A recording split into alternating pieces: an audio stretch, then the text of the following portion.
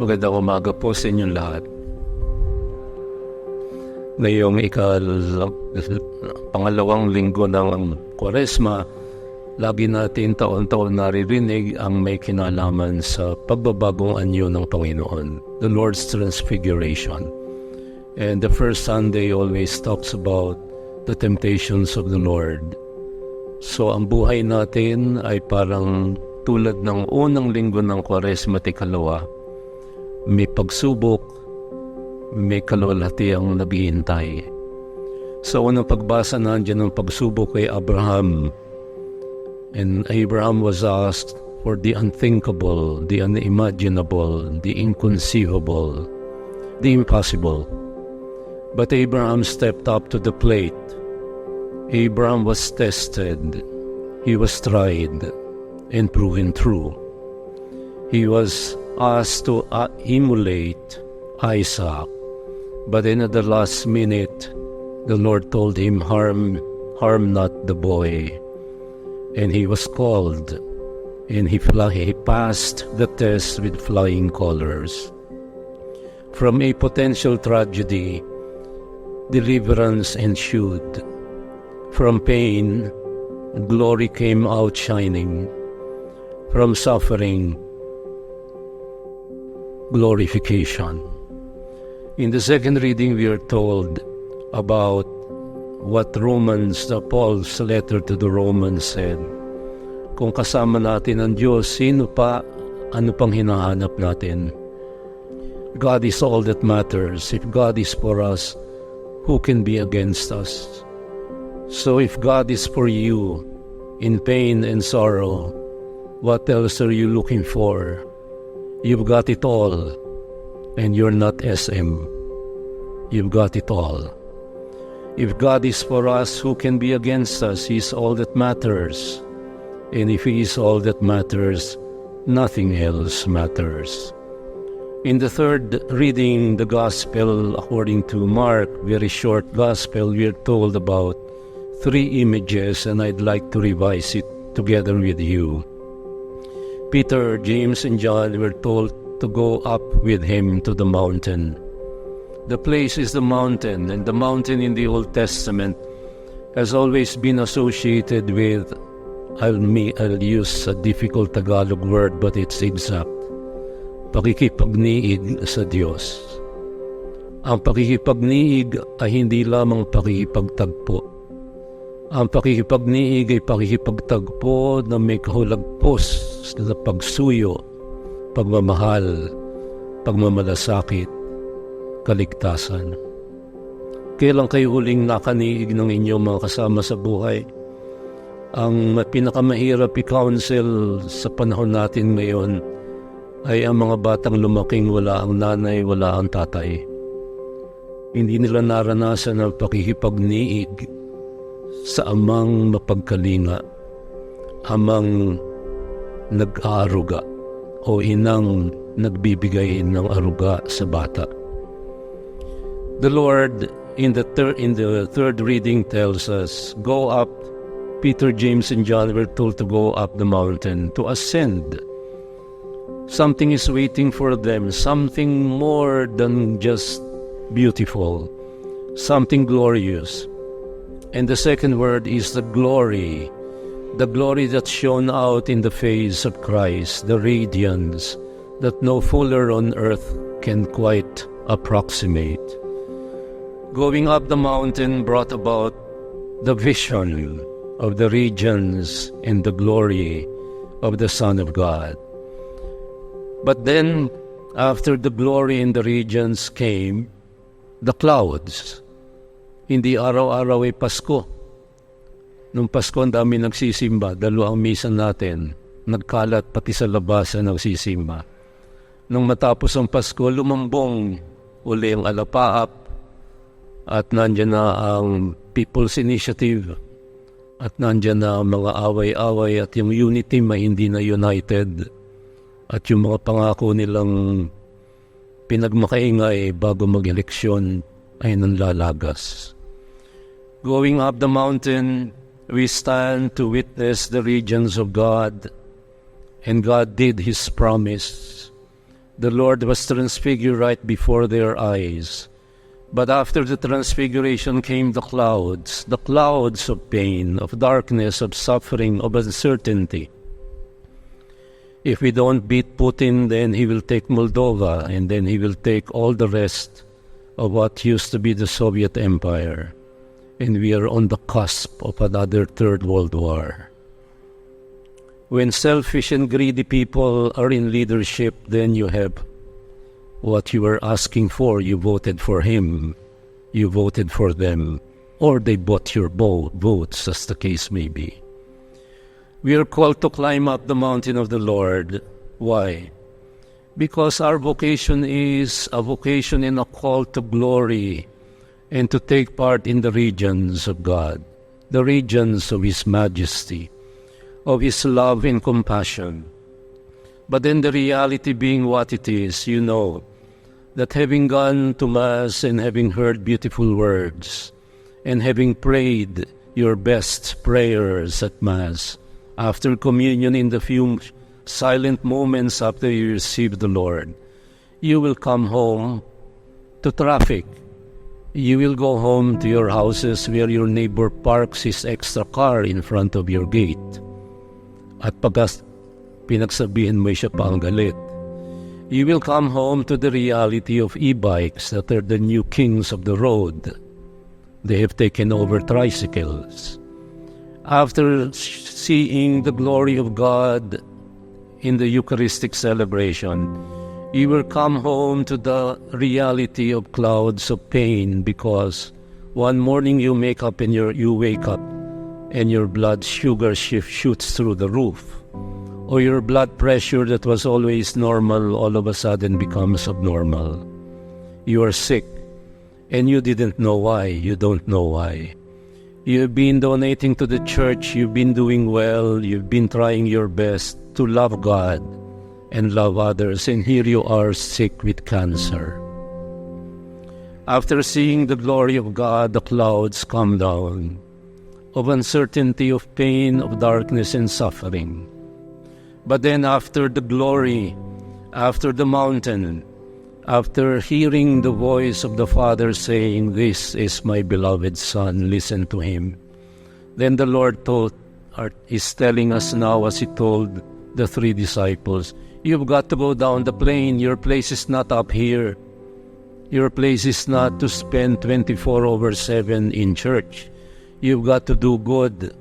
You've got to save yourself in the world that doesn't seem to offer salvation, but a lot of potential wars and warfare and greed of greedy nations claiming the whole Pacific West Philippine Sea and the East Philippine Sea. They want to claim it too, because the Benham rice is there and all the potential minerals and oil and gas are there hiding beneath Benham rice, east of northern Philippines. We have to go down to the plain, sa kapatagan. At ano ang kapatagan? Pag pumunta ka sa kapatagan, nandiyan ang katotohanan ng buhay. Ang buhay na puno ng hilahil, puno ng pagsubok. May kapitbahay kayong chismoso at chismosa. May kapitbahay kayong naninira. May mga taong mapanglamang. May mga hindi nagbabayad ng taxes, you know that. May nagnanakaw ng inyong buwis. Sa kapatagan ay nandiyan ang lahat, ang kaligtasan at ang karumihan. Sa kapatagan ay nandiyan ang katotohanan na tayo ang number 1 na nagtatapon ng plastic sa buong mundo. Nalagpasan na natin ang China at ang Indonesia, at pati ang ating tindahan dito ang pinabalot ay mga plastic.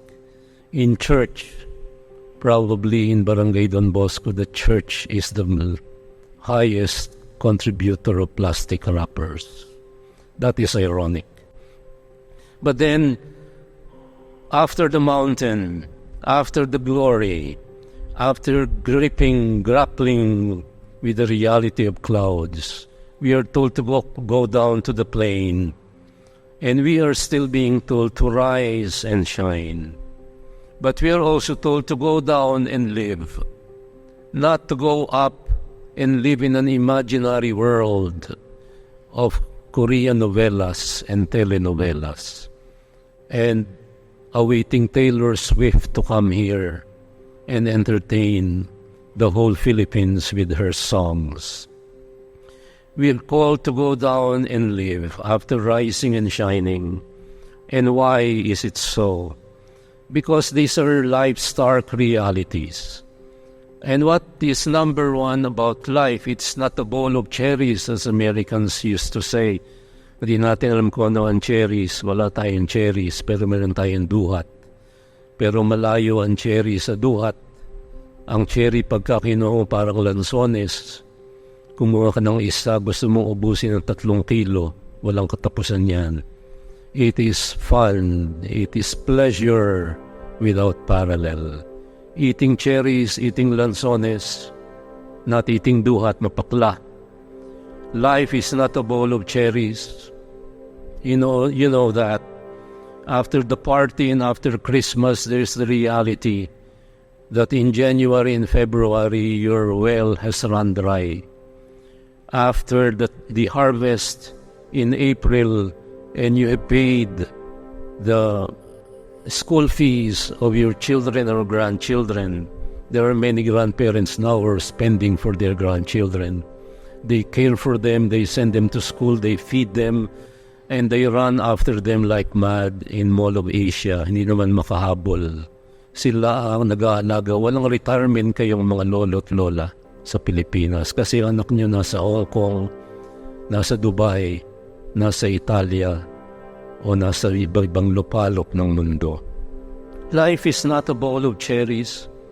And even if Forrest Gump said in his wit and wisdom, life is like a box of chocolates, and you do not know what you're gonna get. You do good, and somebody invents a false narrative about you. Nagpapalakas kay Father. You do something good, and somebody says, naghahanap ng boto. You do something great, and somebody says, naghahanap lang yan ng likes sa Facebook o sa TikTok. You do good, and somebody makes a false narrative about you. And the thing about false news and fake news and false narratives is that upwards of 87% of the people all over the world believe fake news. And that doesn't speak well about our intelligence. The intelligence now as defined by the world is being cynical. Mga bata, nakikita ko yun sa mga bata. Cynical, parang ang talinong tingnan ng isang taong hindi naniniwala. Why? Because the false narrative under that is, I know better. Mas matalino ako. And so they show cynicism. They become cynical. They don't trust the word of the priest. They don't trust the words of the church. They don't trust their teachers. No, ako'y principal more than 40 years ago. Kapag ka ang bata ay may mababa ang grade, ang pinapagalitan sa harapan ng principal ay ang bata.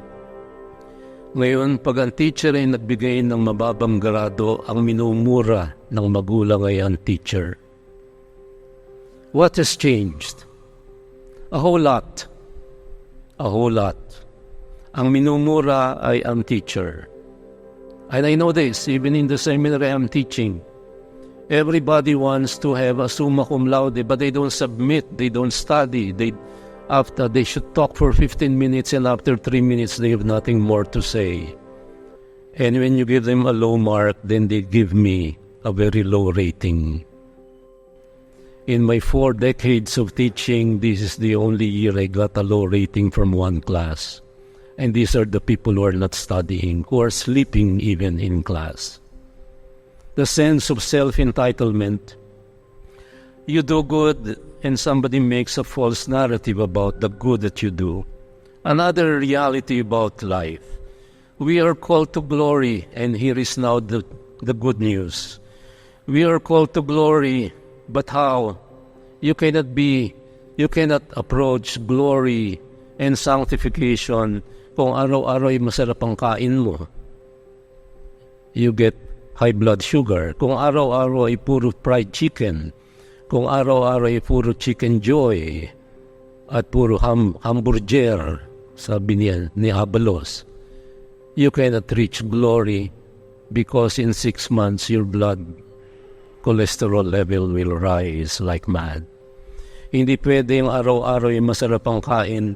Hindi pwedeng araw-araw ay paiga ang pagkain. You need to eat greens and leafy vegetables too.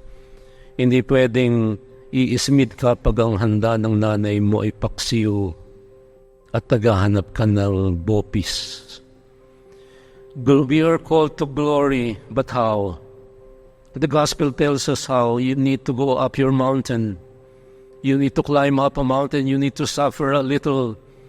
You need to give up a bit of that hamburger. You need to give up a bit of that sugar and ice cream and everything, sugar and spice and everything nice.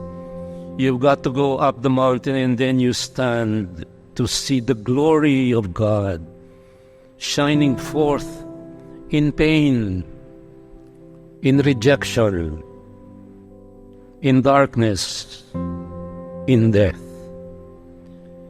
You know, suffering per se does not lead to glorification. That is for sure. God doesn't want you to suffer. God doesn't will your pain. But if you accept the pain that comes to you for many reasons, including the law of nature because you've eaten too much fat and you're now sick, you cannot blame God for it. When you accept the pain because it comes naturally, it comes undeserved, unsought after, unasked for, and you suffer it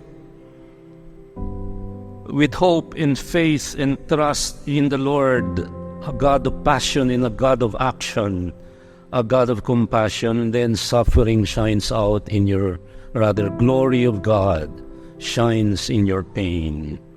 Suffering does not lead to glory, but glory shines out through suffering. And this is what the Lord proved. And Abraham proved. Abraham was called and commanded. He came out and was about to do his part with courage, with trust, with faith and hope. He came out tested, tried, and true. And what was the secret? He was willing to go uphill, rugged terrain. He was willing to answer the call, "Here I am, Lord." Sa Diyos at sa buhay natin, walang teka-teka. Pag tumawag ang Panginoon, walang teka muna. Wait lang. Yan ang salita ngayon sa Pilipinas, wait lang. Pwede naman sabing teka muna. Pero ngayon, teka, wait lang. Ang sentences ngayon ng mga tao, ang tunay na dahilan is, anong nangyari sa I? Nawala na yung I. Every day I hear it from many of you. Ang tunay na dahilan is, hindi siya nakasimba, nahuli siya. What is the secret? The secret of Abraham was that he was willing to go the extra mile. He was willing to trust the Lord for His word. And he was willing to do the unthinkable. And his answer was, "Here I am," not wait lang. Hindi, sabi niya, "Here I am, narito ako." And that means now, not somewhere over the rainbow. It means here, not there's a place for us, somewhere a place for us. No, that somewhere is here. And that sometime is now.